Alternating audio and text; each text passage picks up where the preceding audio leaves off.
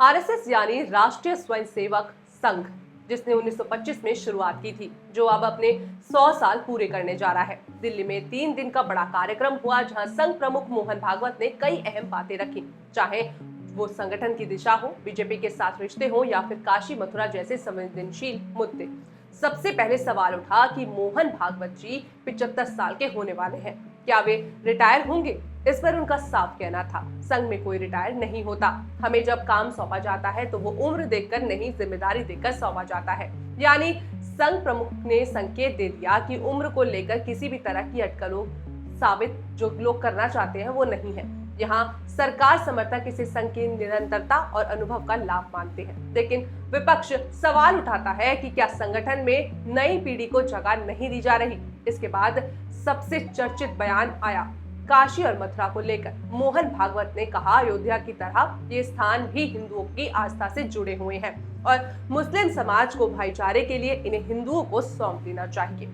उन्होंने ये भी साफ किया कि संघ सीधे आंदोलन का हिस्सा नहीं बनेगा, लेकिन अगर स्वयं सेवक अपनी राय रखते हैं तो संघ उन्हें रोकेगा भी नहीं। सरकार समर्थकों की नजर में ये बयान हिंदुओं की भावनाओं को सम्मान देने जैसा है, लेकिन आलोचकों का कहना है कि ये मुद्दा उठाना एक बार फिर राजनीति और समाज को धार्मिक रेखाओं पर बांटने की कोशिश है।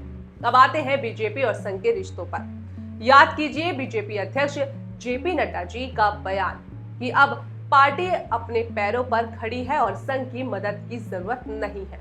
कहा गया कि इस बयान से संघ नाराज हुआ, यही वजह है कि बीजेपी अभी तक नया अध्यक्ष तय नहीं कर पा रही है। मोहन भागवत ने इस पर इशारों में कहा कि बीजेपी और संघ दोनों अलग अलग संगठन है, दोनों अपना अपना पक्ष का काम करते हैं और दोनों में कोई टकराव नहीं है। समर्थक कहते हैं कि यह बयान संगठनात्मक परिपक्वता का संकेत है, लेकिन विपक्ष का तर्क है, अगर सब कुछ ठीक है तो फिर बीजेपी अध्यक्ष का चुनाव क्यों अटका हुआ है। मोहन भागवत ने इस मौके पर एक और दिलचस्प बात कही। उन्होंने कहा कि भारत में हर धर्म के लोग रहते हैं, मुसलमान भी, ईसाई भी, और सब भारतीय संस्कृति का हिस्सा है। उनका कहना है कि हिंदू राष्ट्र का मतलब मुस्लिम विरोधी नहीं है। सरकार समर्थक इसे संघ का उदार चेहरा बताते हैं, लेकिन विपक्ष सवाल उठाता है, अगर सच में समानता की सोच है तो बीजेपी क्यों आज तक मुसलमानों को टिकट तक नहीं देती। तो कुल मिलाकर संघ के 100 साल पूरे होने पर कई सवाल खड़े होते हैं।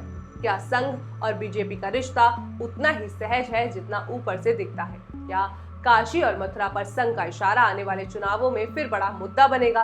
और सबसे अहम, मोदी जी और भागवत जी दोनों 75 साल की उम्र की ओर बढ़ रहे हैं, तो आने वाले समय में किसकी कुर्सी किसके सहारे टिकी रहेगी?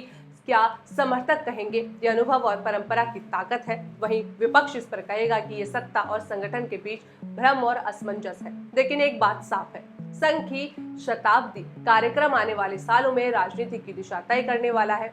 अगर आपको ये वीडियो जानकारीपूर्ण लगा हो तो लाइक कीजिए, शेयर कीजिए और RN टीवी उत्तर प्रदेश को सब्सक्राइब करना बिल्कुल मत भूलिएगा, क्योंकि हम लेकर आते हैं वो खबरें जिनसे जुड़ा है आपका सीधा सरोकार। नमस्कार।